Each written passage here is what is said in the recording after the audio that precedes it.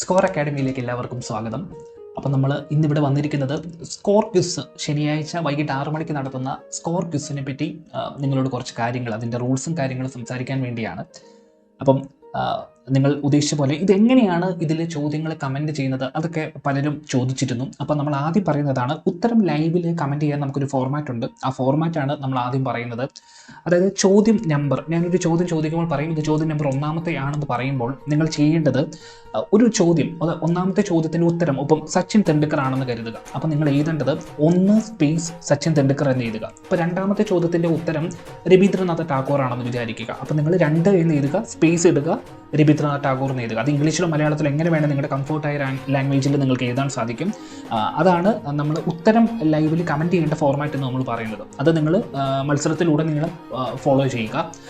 അതുപോലെ ഓരോ ചോദ്യവും തുടങ്ങുന്നതിന് മുമ്പ് നമ്മൾ ആ ചോദ്യം എത്ര രൂപയുടേതാണെന്ന് പറയും. ഓക്കെ, അപ്പോൾ അത് മിനിമം നമ്മളൊരു എമൗണ്ട് വെച്ചിട്ടുണ്ട്, 50 രൂപയായിരിക്കും. എല്ലാ ചോദ്യത്തിനും മിനിമം ഒരു 50 രൂപയിലും നമ്മൾ എമൗണ്ട് പറയും.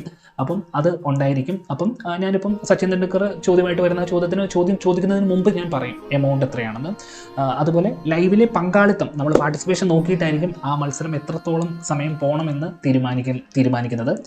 ഓക്കെ, അതുപോലെ വിജയികളെ ലൈവിൽ തന്നെ അനൗൺസ് ചെയ്യുന്നതാണെന്ന് നിങ്ങൾ കരുതിയാൽ തെറ്റി, ആയിരിക്കുന്നതല്ല. അതിന് പർട്ടിക്കുലർ കുറച്ച് റീസൺസ് ഉണ്ട്, അത് നമ്മൾ വഴിയെ പറയും. ഓക്കെ, അപ്പം നമ്മൾ റിസൾട്ട് അനൗൺസ് ചെയ്യുന്നത് ലൈവിന് ശേഷം സ്കോർ അക്കാഡമിയുടെ സ്കോർ റെയിൽവേ മലയാളം എന്ന ഇൻസ്റ്റാഗ്രാം പേജിലായിരിക്കും നമ്മൾ അനൗൺസ് ചെയ്യുന്നത്. ഓക്കെ, ദെൻ കുറച്ച് സ്പെഷ്യൽ റൂൾസ് ഉണ്ട്. ഈ സ്പെഷ്യൽ റൂൾസ് ഉള്ളത് കൊണ്ടാണ് നമ്മൾ ലൈവിൽ തന്നെ റിസൾട്ട് അനൗൺസ് ചെയ്യാത്തത്. നമുക്ക് ആ സ്പെഷ്യൽ റൂൾസ് ഒന്ന് പരിചയപ്പെടാം. ഒന്ന്, ഈ മത്സരത്തിൽ എൻ്റെ വീട്ടുകാർക്കൊക്കെ പങ്കെടുക്കാം, ബന്ധുക്കൾക്കൊക്കെ പങ്കെടുക്കാം, പക്ഷേ അവർക്ക് സമ്മാനം കിട്ടുന്നതായിരിക്കത്തില്ല.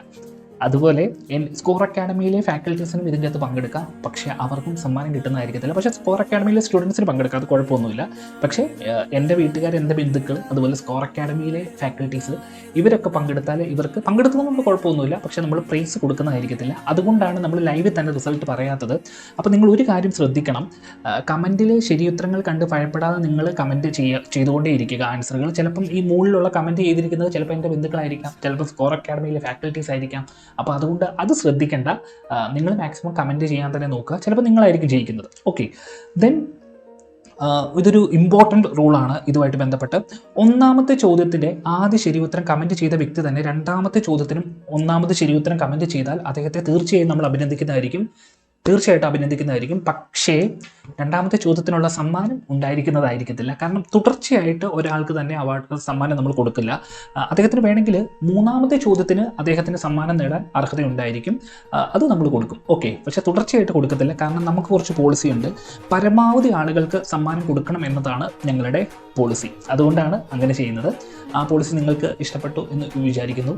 ഓക്കെ, അതുപോലെ തന്നെ ഏറ്റവും മികച്ച രീതിയിൽ മത്സരത്തിൽ ആദ്യം മുതൽ അവസാനം വരെ പങ്കെടുക്കുന്ന ഒരു വ്യക്തിക്ക് ക്വിസ് മാസ്റ്ററിൻ്റെ വക സ്പെഷ്യൽ സമ്മാനമുണ്ട്. അപ്പോൾ നിങ്ങൾ ഓർക്കും എന്താണ് ഇതിൻ്റെ ക്രൈറ്റീരിയ എന്ന് ഓർക്കുമായിരിക്കും അല്ലേ.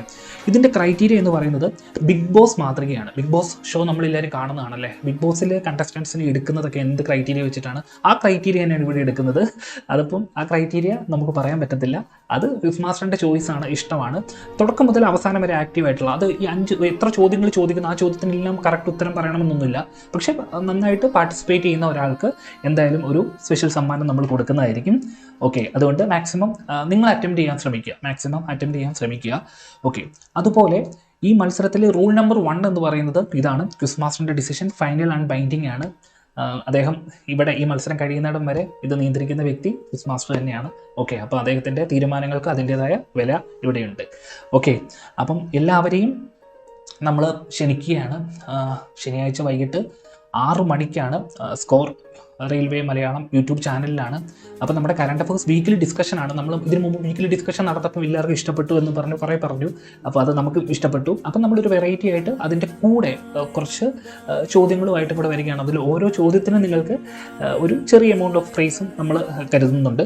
അപ്പം എല്ലാവരും ശനിയാഴ്ച വൈകിട്ട് 6 മണിക്ക് സ്കോറിൻ്റെ യൂട്യൂബ് ചാനൽ കാണുക. അപ്പം നമുക്ക് ഏതായാലും അടിപൊളിയാക്കാം. Okay, thank you.